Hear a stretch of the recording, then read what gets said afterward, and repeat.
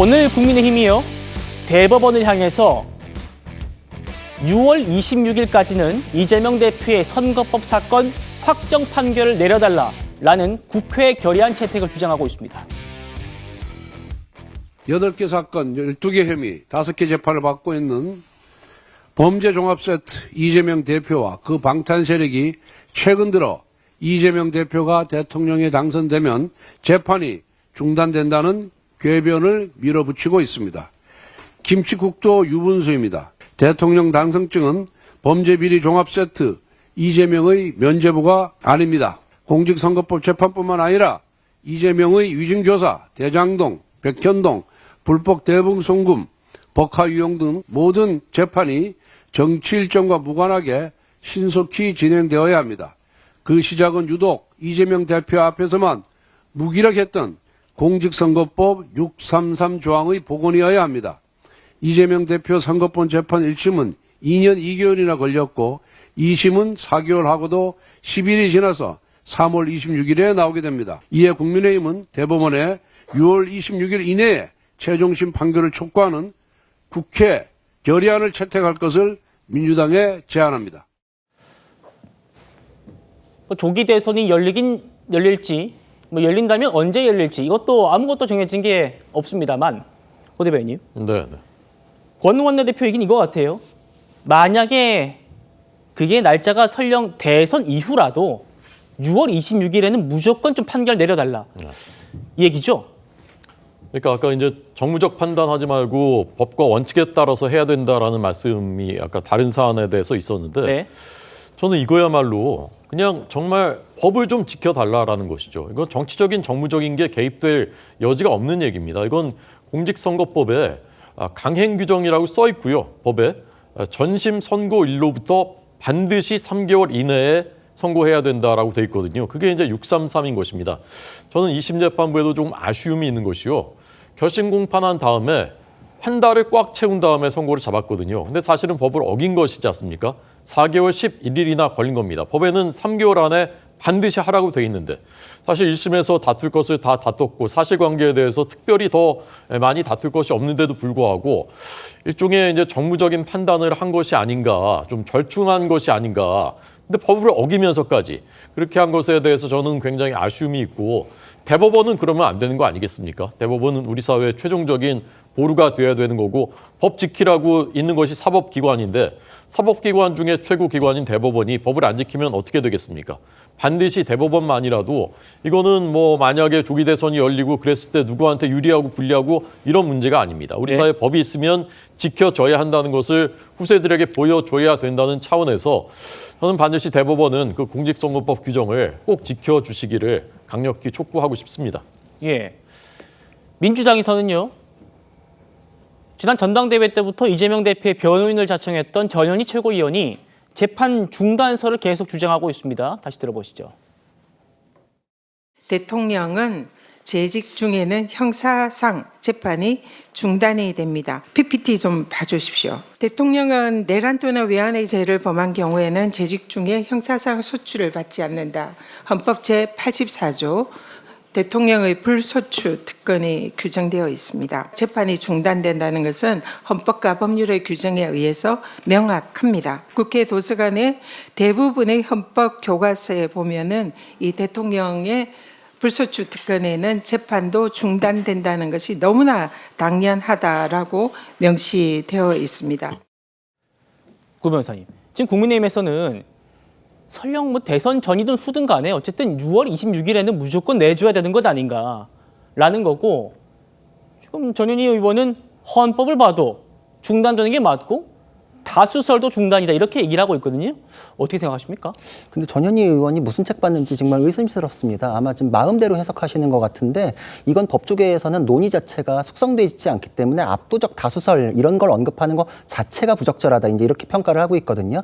왜냐하면은 우리 헌법은 유력한 대선 후보가 범죄를 저지른 상태에서 당선이 되는 걸 예정한 적이 없습니다. 그렇기 때문에 그거에 대해서는 그런 비상식적인 일이 일어날 거라고 생각을 하지 않았기 때문에 헌법에 그런 경우를 대응해 놓지 않았거든요. 그래서 항상 법 해석이라는 거는 그 법에 규정되어 있는 문헌을 놓고 거기서 이제 포함하는 의미를 끌어내게 되어 있습니다. 예를 들어서 과일이라고 되어 있으면 사과하고 배를 이끌어낼 수 있겠죠. 근데 사과라고 되어 있으면 빨간 사과, 파란 사과, 뭐 썩은 사과까지는 돼도 거기에 배는 못 넣습니다. 근데 소추에 대해서만 언급이 되어 있거든요. 네. 소추는 검찰권 행사입니다. 기소하고 그리고 이제 공소 유지하고 거기에 재판이란 개념은 들어갈 수가 없어요. 그렇기 때문에 예정하지도 않았고 글자에서 이끌어낼 수도 없기 때문에 해석상 이거를 뭐 당연하다라거나 압도적 다수설이다라는 거는 지지층에다가 얘기하는 것이다. 그거는 뭐 법조계에서 이제 인정받을 수 있는 얘기는 아니고, 그리고 전현희 의원이 언급해 놓은 글들도 제가 찾아봤는데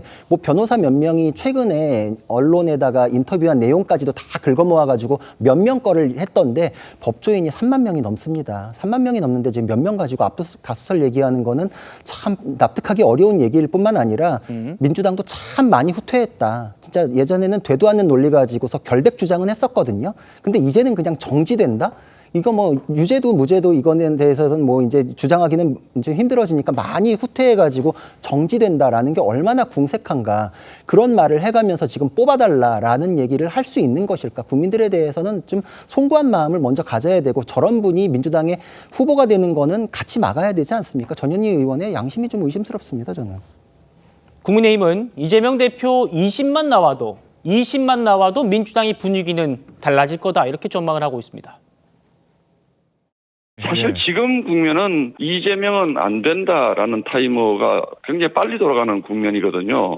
그래서 지금 이재명만큼은 안 된다라는 그 시중의 여론이 굉장히 높아지니까 이분이 마음속이 얼마나 급한지를 사실 느끼게 하더라고요. 법원의 2심 판결이 나고 나면 민주당 진영 내에서 이재명과의 단절의 시간이 오지 않을까. 이재명 대표 측은 전혀 그럴 리 없다고 하죠. 무죄로 확신한다. 만약 유죄가 나오더라도 당은 전혀 동요가 없을 것이다. 이미 그 사법 리스크는 지지율에 다 반영돼 있다. 하지만 안철수 의원은 이렇게 말했었죠. 계엄은 심각한 판단 실수지만 중대한 건 아니고 전 국민이 이렇게 팽팽히 맞서는 건 이재명 대표 때문이다. 이재명 대표가 대통령 되는 것에 대한 반발이다. 강 부대변인 어떻게 말씀 주시겠습니까? 저는 국민의힘이 그 민심을 읽는 기능이 정지된 것 같습니다. 뭐 이재명 대표가 대선 후보가 되는 게 궁색하다? 그럼에도 불구하고 대통령으로 선택받으면 그때는 뭐라고 할 겁니까? 지난 총선 때 뭐라고 했습니까? 2조 심판론. 그때도 민주당에서 계속 말했어요. 이런 프레임 가지고 하시면 안 된다. 여당은 여당답게 정책으로 승부를 내셔라 라고 했는데 그게 민심이라고 했습니다. 결과 어땠습니까? 참패였습니다. 참패. 그렇게 여론을 제대로 못 읽고 있으니까 지금의 상황까지 이르렀다라고 말씀드리고, 어쨌든 국민의 선택이 어디로 갈지는 저희가 지켜보면 알 일이다. 여기까지 말씀드리겠습니다. 예, 부대변인. 네. 만약에 조기 대선이 열리면요, 이재명 대표께서 선택받지 못할 겁니다. 그러니까 그렇게 걱정하지 않으셔도 되고요. 지난 총선 때는 저도 이제 그때 뛰었었지만, 그래서 이제 낙선했지만, 그때 이제 2조 심판론이 먹히지 않았다라는 것은 2조 심판론 자체에 대해서 국민들이 공감하지 않으셔서가 아닙니다. 제가 볼 때는. 그때는 이재명 조국보다 더 우선적인 심판의 대상이 있었습니다. 그것은 현직 대통령입니다. 현직 대통령이 제일 먼저 국민들에게 심판의 대상으로 인식되는 것은 당연한 일입니다. 그리고 그때 유권자들은 2조보다는 먼저 윤석열 대통령이 잘못하는 것을 좀 바로잡고 싶다. 그런 마음이 있었기 때문에 그렇게 선택을 하신 것입니다. 만약에 조기 대선이 열린다면은 완전히 다르겠죠. 이제는 제일 먼저 심판의 대상이 되는 사람이 바로 아마 이제 그분이 될 겁니다. 아까 구 변호사님 말씀하신 것에 제가 한마디만 덧붙이자면요. 소추란 말이 우리가 잘 안 쓰는 말이지 않습니까? 어렵고. 그래서 이제 잘 몰랐던 건데, 모를 때는 국어사전 한번 찾아보면 됩니다. 국어사전 한번 찾아보면 다 이제 금방 보실 수가 있는데, 이렇게 돼 있습니다. 형사사건에 대하여 공소를 제기하는 일. 이렇게 돼 있습니다. 그러니까 기소에 재판까지 다 포함된다 이런 것은 저는 말도 안 되는 주장이라고 생각합니다. 알겠습니다. 여기까지 하고요. 이재명 대표의 재판 지연 논란이요. 최근 재판부가 바뀐 대장동 재판에서도 또 불거졌습니다. 이재명 대표 오늘 출석 모습부터 만나보시겠습니다. 공판 갱신 절차 단순화되는데 어떻게 생각하시나요? 그러면 당선되면 이제 재판 중단될 거라는 입장 예상하십니까? 11일 예정된 대장동 민간업자 재판에 증인 출석하시나요? 자, 지금 이 얘기입니다. 보시죠. 재판부가 바뀌었잖아요. 대장동 재판. 재판부가 바뀌면 갱신 절차를 반드시 거쳐야 합니다. 새 재판부가 오늘 이재명 대표 측에게 그 절차를 좀 간소화하자라고 하니까 검찰은 동의를 했습니다. 그런데 이재명 대표 측은 우리 간소화 못하겠다. 정석대로 갱신합시다라고 주장했습니다. 주요 증인들의 증언을 직접 들어야 한다. 재판부가 녹취록 조사를 원칙으로 하되 특정 부분을 들을지는 추후에 결정하자. 이렇게 지금 마무리가 됐는데요. 구전의 변호사님. 이재명 대표 측은 아니 정석대로 하자는 게 왜 재판 지연이냐 이렇게 따져 묻고 있습니다.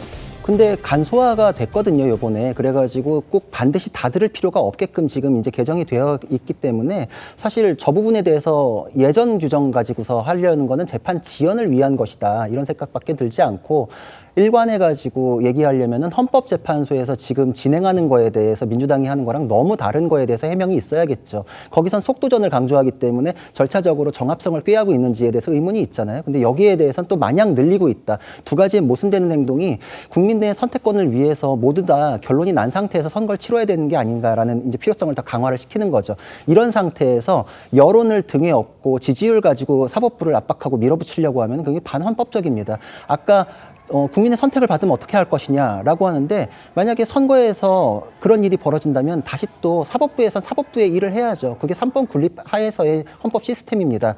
예를 들어서 당선된 사람도 공직선거법 위반으로 유죄 판결 받으면은 배지가 떨어져요. 그 시스템이 대통령에 대해서도 마찬가지로 유지되어야 된다라는 것인데 그거에 대해서는 헌법 84조에 대해서 문헌에도 맞지 않는 해석을 들고 와서 정지된다? 아마 제가 보기에는 당선되고 나면 정지 규정을 확실하게 하는 법 개정도 할 거다 이런 생각이 드는데 여러 가지로 우려스럽다. 그리고 당에서 후보가 되는 것에 대해서 왜 트집 잡냐 이러시는데 네. 당의 기능이라는 것은 전통적으로 자격 미달의 후보를 걸러내는 기능을 했습니다. 그것이 극단주의자들에게 민주주의가 훼손되지 않도록 하는 아주 든든한 버팀목이 됐었거든요. 스티븐 레비츠키 같은 경우에도 정당의 기능을 그래요. 게이트키핑이다. 정당에서 수준 미달의 사람이 극단주의자들을 등에 업고 정당을 휩쓸고 국민의 선택을 받는 것을 정당 차원에서 막아야 된다라고 하는데 뽑히면 어쩔 겁니까? 당선되면 어쩔 겁니까? 이런 식으로 해서 밀어붙이면 그건 인민재판이거든요.